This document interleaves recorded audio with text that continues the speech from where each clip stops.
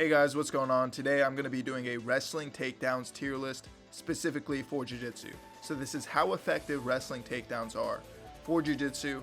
I've wrestled for 4 years. I've done jiu-jitsu for 4 years.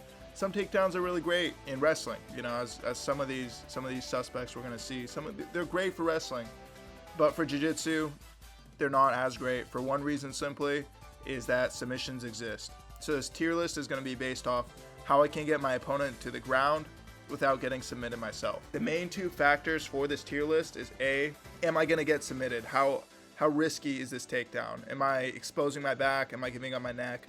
Is this a risky takedown? And then the second factor is the percentage. How high percentage is this takedown? Am I going to be able to hit this on most people, or am I only going to be able to hit this on some trial class white belt? Up first, we got our blast double leg.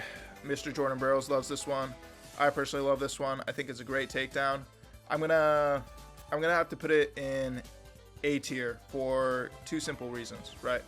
A, we're not exposing our neck at all. There's no risk for that. But B, it's a lower percentage move, right? It's much harder to set this up on good people, especially if their stances are low. And in jiu-jitsu, people do have higher stances, so you will be able to pull this off. You know, I've done this myself quite a few times against people who stand straight up. That's why I always say never stand straight up.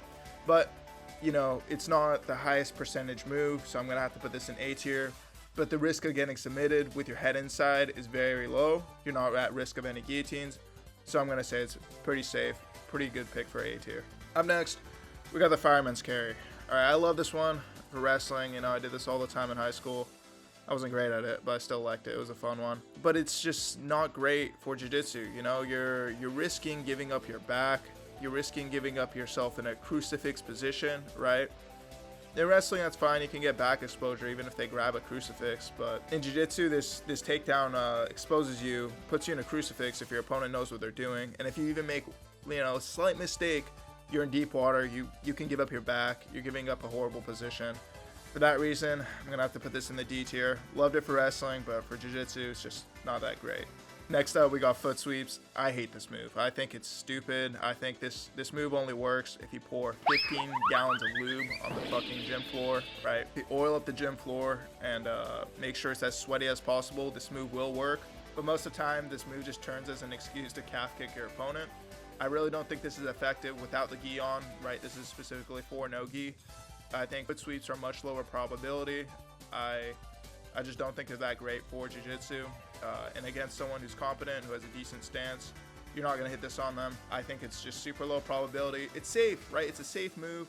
You're normally not going to put yourself in any danger, but you're not gonna get anything done, you know. So for that reason, gotta throw it in D tier. All right, next up we got the head and arm throw. So this one I've hit myself in jiu-jitsu competition all the time. I used it in high school. And it was great for folk style wrestling. I'm going to put this in B tier. I think it's relatively low risk if you know what you're doing, right? You generally don't give up back exposure if you have a full headlock locked up, and if you're in and out of that position and you're not just camping there. Generally, it's B tier. I'm not going to put in A or S because it's harder to hit on good opponents, and it's a very timing-based move, right? You got to have your hips in, you got to have your opponents loaded, and you got to have their weight in exactly the right spot. If you're a good judoka, you're going to be able to hit this one a lot more. But if you don't get the timing down, it is a little harder to hit. I'm going to put this in B tier. Solid takedown. All right, next up, we got the head outside single. I'm sorry, guys. I'm going to have to put this in C tier. I don't think it's that great. I think you're exposing yourself to a guillotine. I've gone caught myself multiple times doing this head outside single. It's not a great move in jiu-jitsu. You're just exposing your neck. In wrestling, it's great, right? Because your opponent can't choke you out from here. But, you know, sometimes an opponent's going to wait for you to shoot that outside single. Head's popped outside. Perfect. I'm going to jump a guillotine. You know, I've shot this myself multiple times. I finished this in competition. But I don't think it's a great takedown. I'm going to put it in C tier because it's easier to get in on. But there is that huge risk of submission threat, right? The two factors we talked about at the start of the video.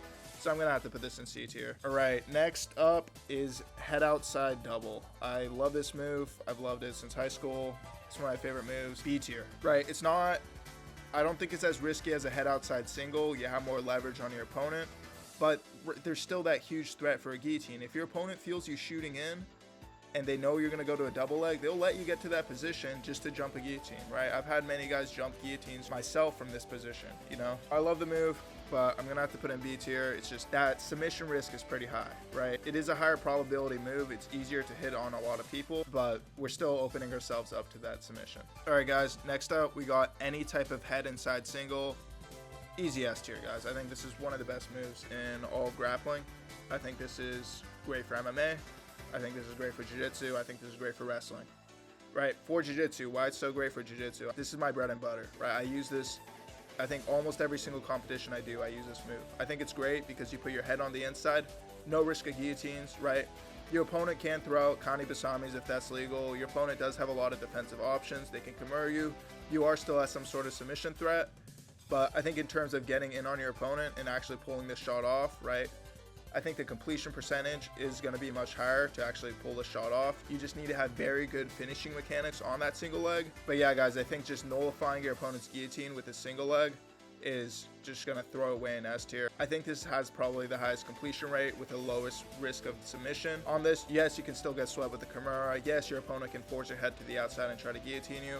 But as long as you keep your head inside and have good finishing mechanics, I think this takedown's gold. Another thing I want to throw in, this head inside single goes for hitting your knee and getting to that head inside single leg, or just grabbing a snatch single. Next up, we have the sweep single. This move can be very similar to the head inside single depending on the way you finish it. I think it's a little harder to set up than a snatch single or a single where you hit your knee, and it's definitely more committal than a snatch single. However, you have a lot of options to finish a sweep single. You can go outside and chase the far leg, or you can bring the leg up and finish it like a classic head inside single. It's a fairly versatile move. I'm gonna have to put it in A tier because it's fairly high committal and it's harder to set up. But once you're in on a shot, the finishing mechanics are fairly safe and higher percentage to finish. Next up, we have an arm drag, and this gotta be S tier, right? It's a move that you can constantly throw out and you're at very little risk of getting countered, right? And with arm drags, it's great because you can pair it with an arm drag, shooting a double. I go arm drag, I try to take my opponent's back, or I go arm drag and sweep to the other side, right? It opens up a ton of avenues, and it doesn't put herself at too much risk. Unless your opponent hits a really nice redrag on you, there aren't a ton of things your opponent can do after you arm drag them. I think it's one you can throw out, low rate of getting submitted yourself, and a high reward. I get to that back and I finish them. I do think this is one of the better takedowns. Definitely going to be a solid S tier. All right, next up is either jumping guard or pulling guard. It's disgusting, you know. You might as well pull guard tier because you are pulling guard, so it belongs in that tier. Yeah, don't pull guard, guys. It's a grappling sport, you know. Just because you can play the rules and start on your ass doesn't mean you should, you know. Any real situation, you're gonna start on your feet, so you gotta know how to play from there. You can't just start on your butt and scoot around and act like a dog for 8 minutes and win by points, you know. Next up, we have high crotch. Very similar. I'm honestly gonna put this in the D tier. I think it's worse than the head outside single because yes, you can get there, but I think you just spend too long with your head on the outside and it's just too risky for a guillotine. Yes, you can like hit this on a lot of people, but on a lot of good people, they will be shooting that guillotine on you, and you're honestly just giving someone who has a good front headlock game a free guillotine, right? You're throwing yourself in that position, and yes, you can switch off to a double or single leg when you get your head in the hole, but I don't think it's a great position because most good opponents are just going to jump a guillotine from there. Lastly, we got a slide by. This is one of my brother's favorite moves. He killed some kid at ADCC Open using it. I'm trying to get a little better at it myself. I think it's a great move. I think you can throw it up and there isn't a ton of submission risk, obviously, because you're going to their back. You're not shooting in, you're not diving at the legs, you're not opening any of your own submission threats. So very low submission rate for your opponents there. So it's another low risk, high reward, similar to the arm drag where you can expose your opponent's back without taking any huge risks of your own. The only thing harder with this is you got to have a really good setup for this, right? Jax Forrest is a fucking great example of this, guys. That kid just whips the slide by. I've never seen anyone hit that as good as him. I'm trying to study him and integrate it into my own jiu-jitsu game. But I think slide by is a great move. I think it's honestly underutilized in jiu-jitsu. But you do need to set it up correctly, right? You got to push into your opponent. You got to make sure your opponent gives you the correct feed, pushes back. And that's when you can hit that slide by. Let's throw it in the A tier. I think it's a great move. If you guys like this video, you want to see more long form content, let me know. And let me know if you disagree with this tier list. Let me know if you think the arm drag should be moved down a tier or the blast double should be moved up. Let me know. I'm always interested in what you guys have to say. Be sure to like, subscribe, and yeah, I'll see you guys later. All right, foot sweeps. I fucking hate this move.